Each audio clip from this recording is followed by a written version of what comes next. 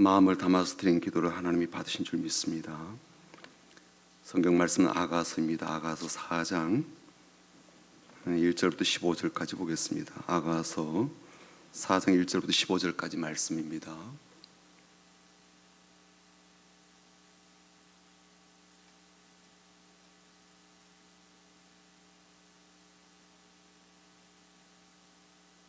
아가서 4장이고요. 1절부터 15절까지 말씀.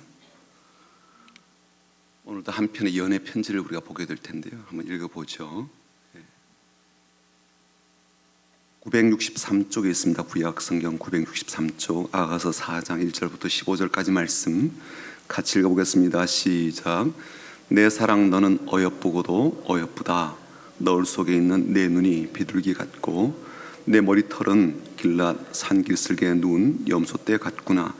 내 이는 목욕장에서 나온 털 깎인 암양 곧 새끼 없는 것 같은 없는 것은 하나도 없이 각각 쌍태를 낳은 양 같구나.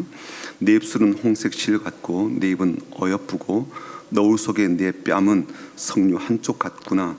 내 목은 무기를 두르고 건축한 다윗의 망대 곧 방패 1000개 용사의 모든 방패가 달린 망대 같고 내 두 유방은 백합화 가운데에서 꼴을 먹는 쌍태 어린 사슴 같구나. 날이 저물고 그림자가 사라지기 전에 내가 모략산과 유향의 작은 산으로 가리라. 나의 사랑 너는 어여쁘고 아무 흠이 없구나. 내 신부야 너는 레바논에서부터 나와 함께하고 레바논에서부터 나와 함께 가자. 아마나와 스닐과 헤르몬 꼭대기에서 사자굴과 표범산에서 내려오느라. 내 누이 내 신부야 내가 내 마음을 빼앗았구나. 내 눈으로 한번 보는 것과 내 목의 구슬 한 꿰미로 내 마음을 빼앗았구나. 내 누이 내 신부야 내 사랑이 어찌 그리 아름다운지. 내 사랑은 포도주보다 진하고 내 그림의 향기는 각양 향품보다 향기롭구나. 내 신부야 내 입술에서는 꿀방울이 떨어지고 내 혀 밑에는 꿀과 젖이 있고 내 의복의 향기는 레바논의 향기 같구나. 내 누이 내 신부는 잠근 동산이요 덮은 우물이요 봉한 세미로구나.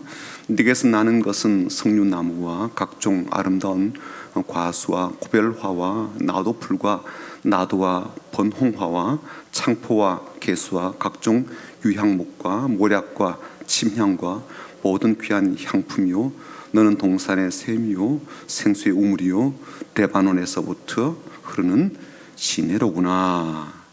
아멘. 마음이 막 이렇게 뜨끈뜨끈해지죠, 그렇죠? 비록 남의 연애 편지이지만 그래도 어떻게 이런 표현을 썼을까라는 생각이 들기도 합니다. 결혼이란 이미지는요 우리와 하나님과의 관계를 설명할 때 아주 요긴한 비유이고 또 예수님과 교회와의 관계를 설명할 때도 아주 적실한 그런 비유입니다. 결혼은 모든 관계에 있어서 매우 중요한 두 가지를 포함하고 있죠. 첫 번째는 뭐예요? 사랑입니다. 사랑.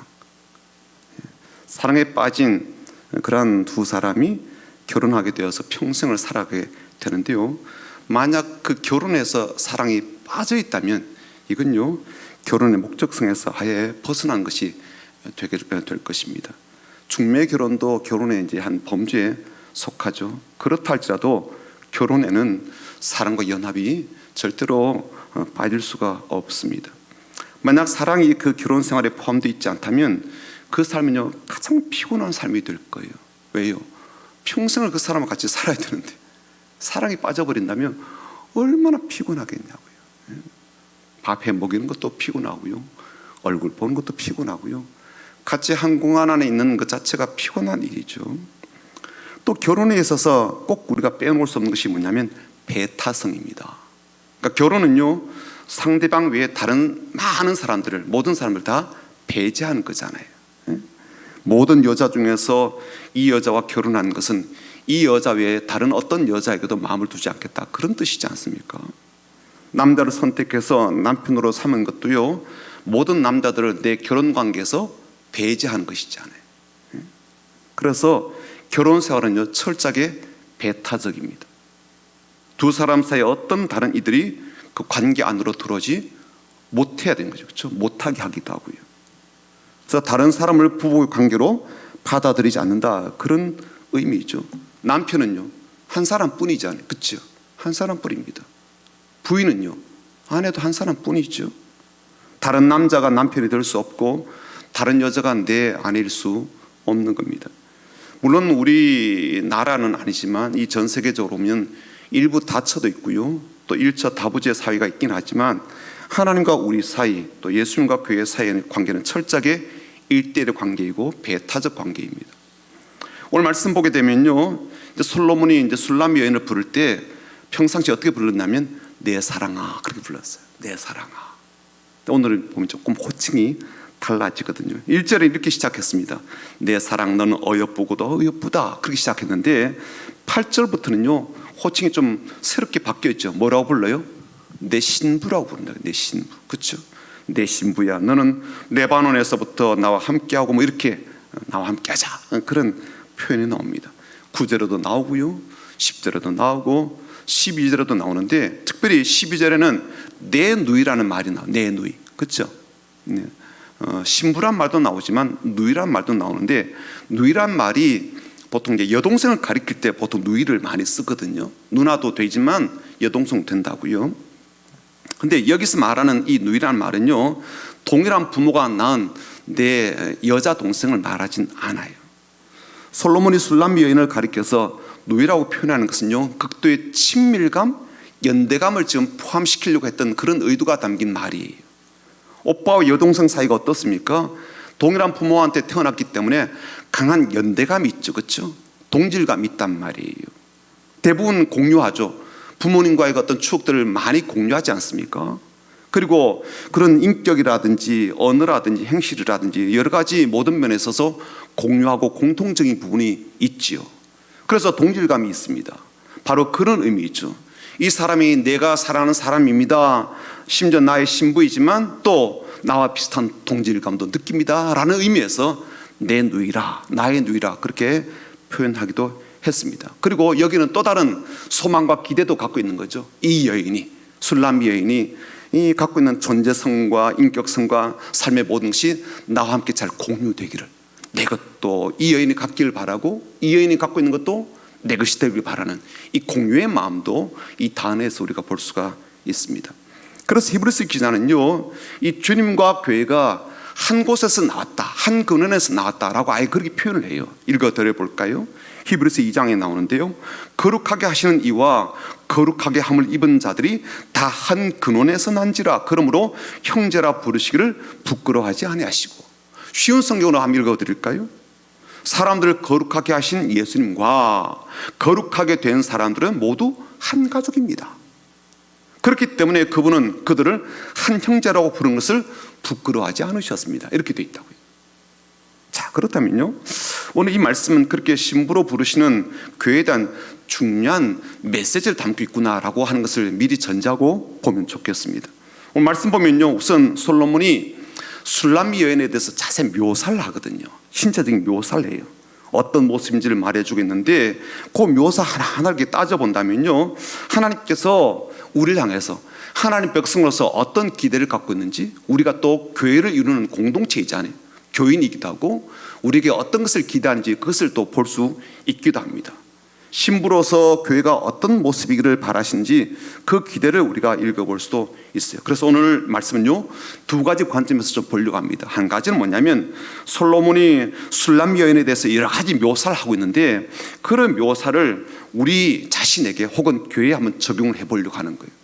또 다른 한 가지는 뭐냐면요, 우리가 신부로서 혹은 교회로서 우리 주님을 어떻게 대해야 되는지 그 마음가짐도 우리가 좀 살펴보려고 합니다. 첫 번째, 솔로몬은요, 술람 여인에 대해서 이제 세 가지를 이야기를 해주는데요, 먼저 이 여인의 아름다움에 대해서 이야기를 합니다. 그런데 외모를 하나하나 거론하면서 참 아름답다, 어여쁘다, 이쁘다라고 이야기를 해주고 있거든요. 이 솔로몬이 여인의 외모에 대해서는 오늘 여기 4장에도 표현했지만 7장에 또 나와요. 7장에도 표현하는데 4장과 7장 좀 차이점이 어떤 거냐면, 이 4장은요 위에서부터 아래로 내려가요. 그러니까 얼굴에서부터 이제 가슴으로 내려오거든요. 그리고 7장으로 가면은 이제 발바닥에서부터 위로 올라가는, 관점이 조금 다르겠죠. 위에서부터 아래로, 아래에서 위로 올라가는 그런 순서로 그렇게 되어 있습니다. 어쨌건 솔로몬은요, 이 여인의 외모에 완전 반했어요. 푹 빠진 거예요. 사랑하니까 또 사랑을 그 여인에게 막 담아주다 보니까 또 그렇게 보일 수도 있겠죠. 그렇게 이쁘니까 사랑하게 되고, 사랑하니까 더 이쁘게 보이는 이런 어떤 선순환이 있습니다. 먼저 눈을 봅니다. 먼저 그런 이야기가 있더라고요. 사람이 다른 사람 볼 때 제일 먼저 어느 부위를 봅니까? 라고 물어봤더니 대부분 눈을 본대요. 어쨌건 솔로몬도요, 먼저 눈에 대해서 이야기를 하는데 뭐라고 표현한가 하면 네 눈은 비둘기 같고 이렇게 되어 있어요. 보통 비둘기가 평화를 상징한다, 평안을 의미한다, 그렇게 이야기하잖아요. 그렇죠? 그래서 그 눈이 참 평화로워 보인다, 그런 의미도 되겠지만, 이건요, 그 눈이 이 신랑인 이 솔로몬을 지속적으로 바라본다, 그런 의미를 담고 있는 거예요. 아니 말로 아무리 평화롭고 아무리 맑고 총명하다고 한들 신랑을 바라보지 않는다면 그건 아름다운 눈이 아니겠죠. 전 그래서 이렇게 표현도 할 수 있을 거라고 봅니다. 세상에서 제일 아름다운 눈은 어떤 눈인가? 나를 바라보는 눈, 나를 계속해서 바라봐주는 눈, 지속적으로 바라봐주는 눈이라고 여기신단 말이에요. 그러니까 이렇게 솔로몬만은 바라보고 있기 때문에 그 눈이 그렇게 아름답다는 거예요. 마찬가지로 우리가 하나님을 응시하고 주님만 주목하여 바라보게 될 때 그 눈이 주님께서는 얼마나 이쁘게 보시는지 모른다는 거죠. 인생에 있어서 항상 맑음으로 이어지게 될 그런 삶이라는 것을 우리가 알 수가 있습니다. 그래서 성경에는요, 항상 주목한다, 눈을 들어서 바라본다, 이런 표현이 많이 나옵니다. 하늘에 계시는 주여 내가 눈을 들어 주님을 향합니다, 그런 말도 나오고요. 믿음의 주여 온전케 하신 예수 그리스도를 바라보라, 이 말씀도 있고, 스데반의 성령 충만해서 그 다음 뭐라고 되어 있는가 하면 하늘을 우러러 주목하여, 그 보좌를 보지 않습니까? 주목하여 보는 거예요. 그 눈이 주께서 보실 때 얼마나 아름답게 보이고 얼마나 이쁘게 보이겠어요. 돌을 맞음에도 불구하고, 피가 막 흐르고 고통 속에도요, 다른 데 막 바라보지 않고 초점이 흔들리지 않고 딱 주님만 바라보고 있는 그 눈이 얼마나 이쁘겠냐, 얼마나 귀한 눈이겠어요. 또 사도 바울은 그런 고백도 합니다. 우리가 주목하는 것은 보이는 것이 아니요 보이지 않는 것이니, 보이는 것은 잠깐이요 보이지 않는 것은 영원합니다. 보이지 않지만 영원한 것을 주목하여 바라보는 그 눈도 주님께서 보실 때 얼마나 귀하게 여기시겠어요. 어쨌건 이 신랑 되는 솔로몬은요, 자기를 바라보는 이 술람 여인의 눈을 바라보면서 너무 이쁘다는 거예요. 너무너무 이쁘다는 거예요. 자, 두 번째는 머릿결에 대한 이야기입니다. 1절 후반절 보시게 되면 내 머리털은 길라산 기슭의 눈 염소떼 같구나, 이렇게 부드럽게 아래로 툭 떨어지고 있는 그런 머릿결을 지금 표현하고 있는데, 바람이 불면 찰랑찰랑 흔들리겠죠. 그러니까 성경에 보면은 머리털로 예수님을 이렇게 닦아드린 여인의 이야기가 나오지 않습니까? 향유를 부어드리고 그 다음에 자기의 머리털로 이렇게 닦아드린 여인이 나오는데, 아마 가장 아름다운 머리털이 아니었을까 싶습니다. 그 머리털을 볼 때마다 예수님은요, 그녀의 행위에 대해서 계속 생각하시겠죠. 어쨌건 솔로몬은 이 여인의 머릿결을 보면서 그렇게 표현합니다. 길라산 기슭의 눈 염소떼 같구나, 참 평안하게 보인다, 그렇게 이야기를 합니다. 세 번째는요, 이제 얼굴 쪽으로 돌아와서 뭘 보는가 하면 치아를 봐요. 치아. 2절에 나와요. 내 이는 목욕장에서 나오는 털 깎인 암양, 곧 새끼 없는 것은 하나도 없이 각각 쌍태를 낳은 양 같구나. 치아가 어떻다는 거예요? 균일하다는 거예요. 깨끗하다는 거예요. 그러니까 양 이빨이 어때요? 가만히 보면요, 풀을 잘 뜯어먹기 위해서 이게 약간 송곳니가 아니라 뭉툭한 이거든요. 그렇죠? 그리고 앞에 가지런히 이렇게 돼 있어요. 잘 이렇게 풀을 뜯어먹기 위해서. 그래서 위아래가 아주 쌍둥이처럼 가지런히 배열이 되어 있는 것을 볼 수가 있습니다. 그래서 양의 이빨은요, 공경동이 아닌 거예요. 그렇죠? 양의 이빨은 송곳니가 없거든요. 다른 짐승을 잡아먹는 그런 동물들은 어때요? 송곳니가 있어요. 양은 그렇게 없다고요. 그러니까 치아의 기능은 철저하게 이제 풀을 뜯어먹기 위한 용도이죠. 잘 씹어가지고 소화를 잘 되게 하는 그런 용도입니다. 그러니까 치아가 건강해야 양은요, 건강한 삶을 영위할 수가 있을 거예요. 그래서 이걸요, 조금 우리 교회 안으로 좀 들어와서 적용해 본다면, 교회에서 치아의 기능은 어떤 것일까라는 생각을 해보는 거죠. 아무리 하나님의 말씀을 잘 씹어서 잘 받아들이고 소화하여서 건강하게 되는 것, 이게 교회에서 우리가 건강한 치아를 갖고 있는 그런 모습이 아니겠나, 그런 생각이 들어요. 물론 그렇게 하기 위해서 저처럼 목회자는 말씀을 잘 이렇게 소화시키도록 준비해서 전달을 해야 되겠고, 또 반대로 양들이로 가는 분들은 어떻게 해야 되겠어요? 말씀을 잘 씹고 묵상하고 자기 자신에게 잘 적용하는 것이 필요할 것입니다. 우리의 만약에 그 모든 그런 그 말이란지 또 이빨, 또 우리의 어떤 그런 입에서 나오는 그런 모든 것들이 이처럼 누군가를 공격하기 위해서 주어진 것이 아님을 우리가 알 필요가 있을 거예요. 네 번째는요, 입술도 나오고 입도 나오고 뺨도 나오고 조금씩 이렇게 이동하는 모습이 있습니다. 여기 지금 얼굴 이쪽 부위거든요. 이쪽 부위에 대한 말씀인데 3절이 그래요. 네 입술은 홍색 실 같고 네 입은 어여쁘고 너울 속에 네 뺨은 석류 한쪽 같구나 라고 되어 있어요.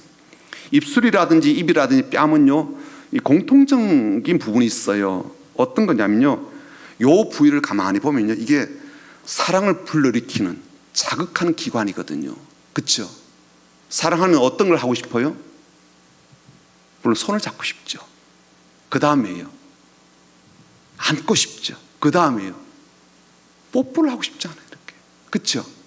이게 사랑을 불러일으키는 기관이라고요. 입술이라든지 입이라든지 뺨, 이게 사랑을 아주 극대화하는 좋은 기관이거든요. 이런 것들을 지금 공통적으로 담고 있는 거죠. 지금 여인을 보니까 막 그렇다는 거예요. 막 사랑이 막 계속 솟구쳐오르는, 전율을 흐르게 만드는 그런 모습이라는 거예요. 또 한 가지 이 부위가 공통적인 것이 뭐냐면요, 말을 한다든지 뭘 먹는다든지 이런 기능을 하고 있다고요. 그렇죠? 이 부위가. 그래서 이 표현들을 가만히 보게 되면요, 마음에서 나오는 이 말들이 더욱 사랑을 불러일으키는 그런 말이어야 되겠구나, 그런 생각을 하게 되고요. 또 더불어서 다른 사람이 하는 말들을 내가 잘 소화하고 받아들여야 될 그런 부분도 되는구나라고 그렇게 적용을 해볼 수 있다라고 생각됩니다. 다섯 번째는 뭔가 하면요, 목이에요. 목. 이제 목으로 내려왔습니다. 4절이 그렇습니다. 내 목은 무기를 두려고 건축한 다윗의 망대, 곧 방패 1000개, 용사의 모든 방패가 달린 망대 같고 그랬어요. 망대를 보게 되면요, 이 벽돌을 가지런히 이렇게 쌓아 올려가지고 높이 이게 만든 요새가 아니겠어요, 그렇죠? 지금 여기에 어떤 사람은 지금 여인이 이 목에 걸고 있는 목걸이를 표현한다라고 말을 하는데, 저는 오히려 목이라고 표현하고 싶어요. 목 부위를 언급하는 것이라고 볼 수가 있을 것 같아요. 왜 망대라고 표현했을까? 망대는요, 이 고대는 어떤 의미를 갖고 있는가 하면 높은 절개를 말했습니다. 고귀한 절개, 흔들림 없는 절개, 오직 한마음, 충성심, 일편단심, 이런 것들을 표현했다고요. 흔들림 없는 견고한 인격을 가리킬 때 망대라 그렇게 표현했거든요. 그리고 성경에도 보니까요, 하나님의 이름을 망대라 그렇게 말하기도 하고, 또 어떤 때는 망대 그 자체를 여호와로 표현하기도 했습니다. 그래서 여호와께 피하는 것을 여호와의 망대 안으로 피하는 것으로 표현하기도 하였거든요. 특히 이 다윗의 망대 본문에 나오는데요, 이건 뭐냐면 지극히 높은 곳에 계시는 하나님 향한 절개 혹은 신앙적 인격, 그런 확신을 의미할 때 이런 표현을 쓴단 말이죠. 그래서 여인의 목이 망대와 같다는 것은요, 교회가 어떤 절개의 믿음을 가져야 되는지, 어떤 신앙적 절개를 가져야 되는지를 잘 가르치는 그런 말씀이라고 할 수가 있습니다. 교회가 진리와 또 말씀의 기둥, 그 터 위에 세워져야 되겠지만, 또 한편으로 하나님 향한 이 흔들림 없는 일편단심의 믿음 위에 세워져야 된다라는 것을 말씀하고 있죠. 여섯 번째 마지막으로는요, 가슴 부분이에요. 가슴 부분. 5절 보시면 네 두 유방은 백합화 가운데서 꼴을 먹는 쌍태 어린 사슴 같구나, 그렇게 되어 있어요. 사슴으로 표현을 했거든요. 이 사슴을 왜 표현했는가 봤더니 이게 생명력을 의미하고 풍성함을 상징하는 그런 내용을 담고 있어요. 그러니까 역동적인 이미지를 보여주고 있는 거죠. 활동하는 이미지. 그래서 이 연을 볼 때마다 뭐가 뛴다는 거예요? 내 가슴이 뛴다는 거예요. 내 가슴. 주님 향한 사랑이 막 뛴다라는 그런 표현을 여기서 읽어볼 수가 있습니다.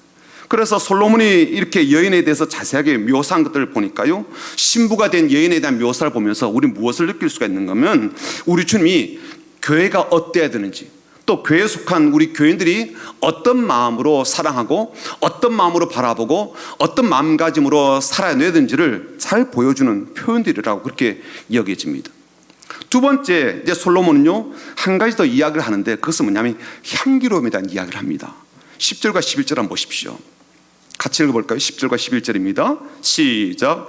내 누이 내 신부야, 내 사랑이 어찌 그리 아름다운지, 내 사랑은 포도주보다 진하고 내 기름의 향기는 각양 향품보다 향기롭구나. 내 신부야, 내 입술에서는 꿀방울이 떨어지고 내 혀 밑에는 꿀과 젖이 있고 내 의복의 향기는 레바논의 향기 같구나. 앞선 부분은 이제 눈으로 보았던 부분이라면 뒷부분은요, 이제 코로 맡는 향기에 대한 부분이에요. 눈으로 보는 것은 이제 아름다움에 대한 것이라면 코로 맡는 향기에 대해서는 거룩함에 대한 표현이라고 그렇게 이해하면 좋겠어요. 그래서 솔로몬이 어떻게 불러요? 7절에 보시면 이렇게 부릅니다. 나의 사랑. 그 다음 뭐라고요? 너는 어여쁘고. 볼 때는 어여쁘다는 거죠.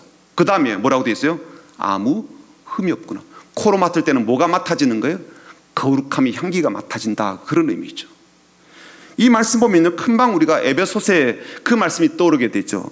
이렇게 표현했습니다. 남편들아 아내 사랑하기를 그리스도께서 교회를 사랑하시고 그 교회를 위하여 자신을 주심같이 하라. 이는 곧 물로 씻어 말씀으로, 그 다음에 중요해요, 깨끗하게 하사 거룩하게 하시고 자기 앞에 영광스러운 교회로 세우사 티나 주름 잡힌 것이나 이런 것들이 없이 거룩하고 흠이 없게 하려 하십니다. 거룩한 신부로 세우고자 하는 그 열망이 충분히 일으켜지는 말씀이죠. 솔로몬이 하는 이 말을 들어보면요, 그 열망이 어떤지를 우리가 충분히 알 수가 있는 거예요. 11절에 이렇게 되어 있어요.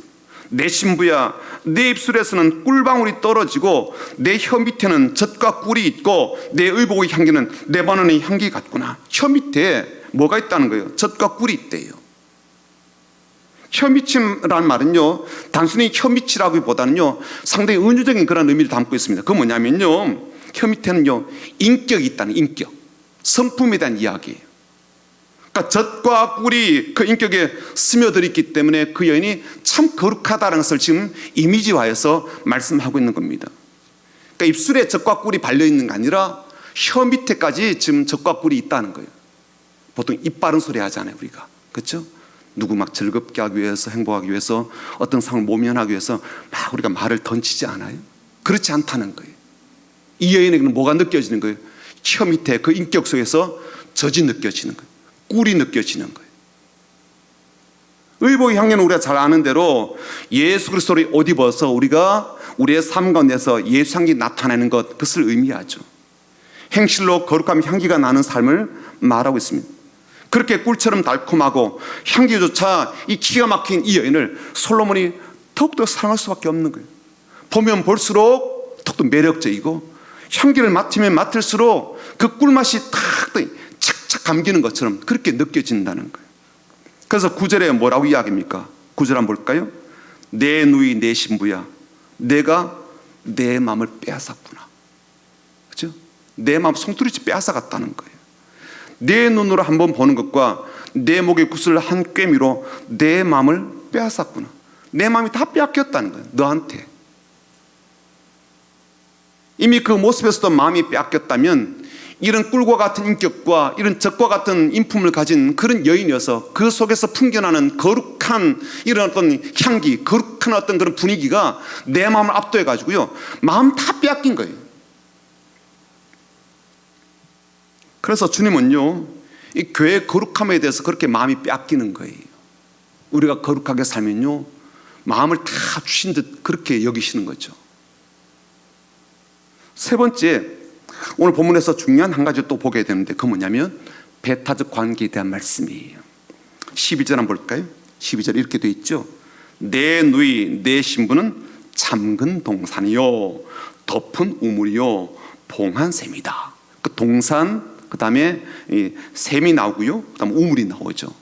세 가지는 공통적인 의미가 있습니다. 뭐가 공통적이에요? 물과 관련된 거예요. 그렇죠? 샘도 물과 관련되어 있고요, 우물도 물과 관련되어 있고, 동산은요, 물이 흐르지 않는다면 동산이 동산일 수가 없겠죠. 그렇죠? 나무가 있더라도 물이 흐르지 않으면 곧바로 사막화가 되니까요.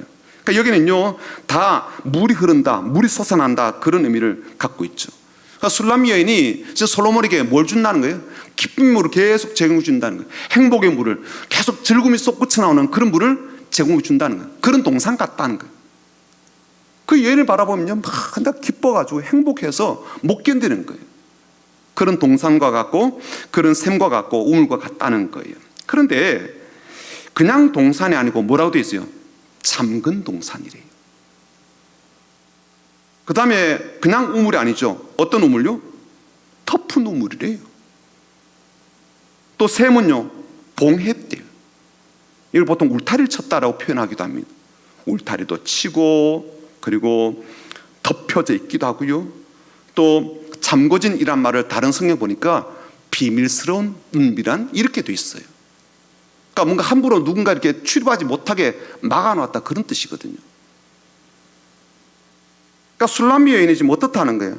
솔로몬만을 위해서요, 다른 사람들은 출입하지 못하도록 다 막아버렸다는 거예요. 이 샘물을 함부로 주지 않는 거죠. 이 동산에 함부로 들어오지 못하게 막아버렸다 그런 뜻입니다. 그래서 술람미 여인은요, 오로지 솔로몬만을 위한 연이다. 그래서 나는 당신 너무너무 좋다, 너무 이쁘다, 난 당신을 더 사랑할 수밖에 없다라는 표현을 지금 솔로몬이 하고 있다는 거예요. 여러분, 이것은 우리에게 이런 의미가 됩니다. 뭐냐면은 그 동산 안으로는 다른 사람을 절대로 들여보지 않는 거죠. 그렇죠? 오로지 솔로몬 왕만 지금 들여보내잖아요. 마찬가지로 우리의 생각의 보좌, 우리의 마음의 보좌는요, 딱 한 분에게만 허용돼야 된다. 그런 의미가 되는 거죠. 그렇죠? 우리 결혼 관계가 그렇지 않습니까? 다른 남자에게 다른 여자에게 마음을 주지 않듯 하나님과의 관계와 주님과의 관계에서도 다른 것에 마음을 두지 않고 오로지 그분에게만 마음을 열어드리는 것, 이런 의미가 되겠죠. 성도의 삶의 교회의 이런 모습에 적용해 본다면 그럴 겁니다. 성도의 삶의 보호자에는 오로지 주님만 출입하셔야 되겠죠. 교회의 중심에는요, 항상 주님만 계셔야 된다, 그런 뜻이겠죠. 결혼이 철저하게 배타적이라는 의미가 우리의 성도의 삶과 우리 교회의 삶에 다 그렇게 되는 겁니다. 몸을 잠그죠. 그렇죠? 함부로 돌리지 않죠. 내 마음의 우물을요, 함부로 열어주지 않죠. 내 사랑의 샘을요, 함부로 열어주지 않죠. 울타리를 치죠. 닫아두죠. 오직 한 분만을 위해서 그렇게 열어준단 말이죠. 신랑에게만 내 몸을 주고 신부에게만 내 몸을 주듯, 내 아내에게 그렇게 내 몸을 주듯 우리 주님께만 내 삶을 드린다라는 의미를 담고 있습니다. 오늘 말씀 보면요, 세 가지 방향에서 이 솔로몬이 술람미 여인을 사랑하고 신부로 대하는 것을 볼 수가 있습니다. 첫 번째는 그녀의 아름다움에 대해서 이야기합니다. 두 번째는 그녀의 거룩함에 대해서 이야기합니다. 세 번째는요, 그녀와 솔로몬 사이에 배타적 관계 속에 있다는 것을 이야기해 주고 있습니다.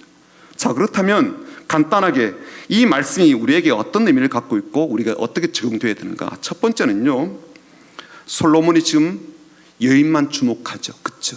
여인만 주목합니다. 그런 것처럼 우리도 그렇게 주님을 주목하고 있는가? 주님이 우리를 그렇게 주목하시는데 우리는 주님에 대해서 그렇게 주목하고 있는가?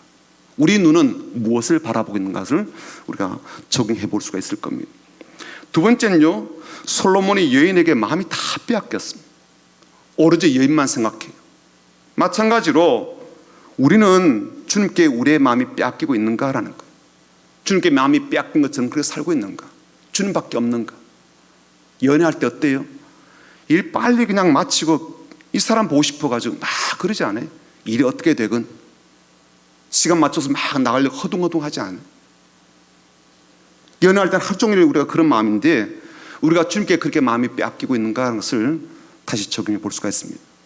마지막 세 번째는요, 솔로몬이 이 여인에게 배타적 사랑을 요구하지 않습니까? 다른 사람에게 그런 사랑을 주지 않기를, 다른 남자에게는 그런 마음을 주지 않기를 바라는 것처럼 주님도 우리에게 그것을 바라시겠죠. 다른 우상에게, 다른 어떤 존재에게, 다른 어떤 즐거워하는 것들에 우리의 마음을 그렇게 함부로 주지 않도록 기대하시고 바라시는 그런 말씀 아니겠습니까?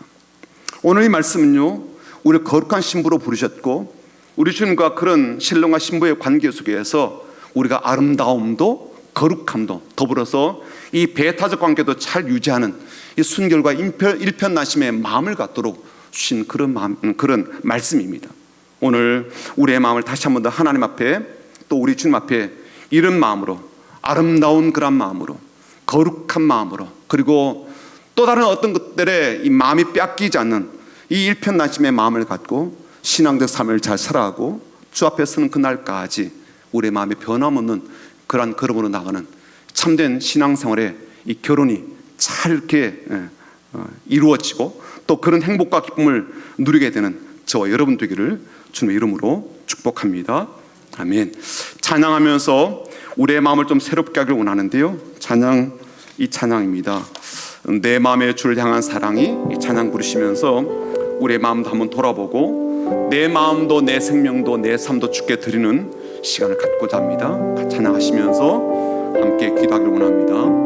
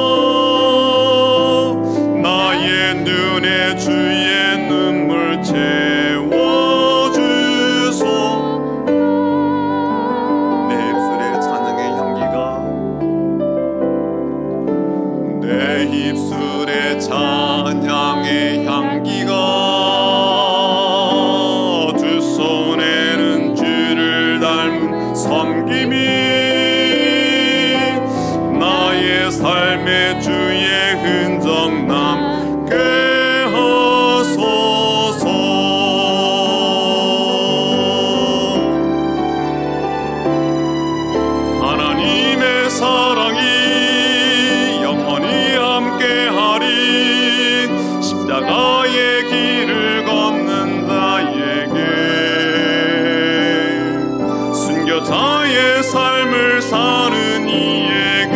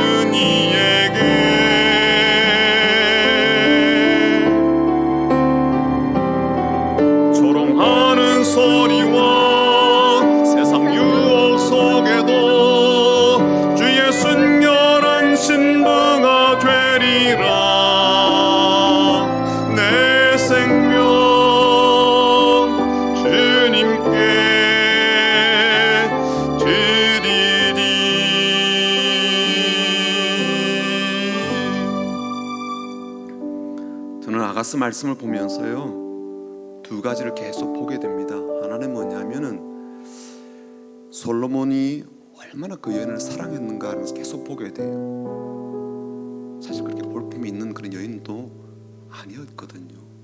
도시 여자가 아니었다고요. 세련된 여자가 아니었어요.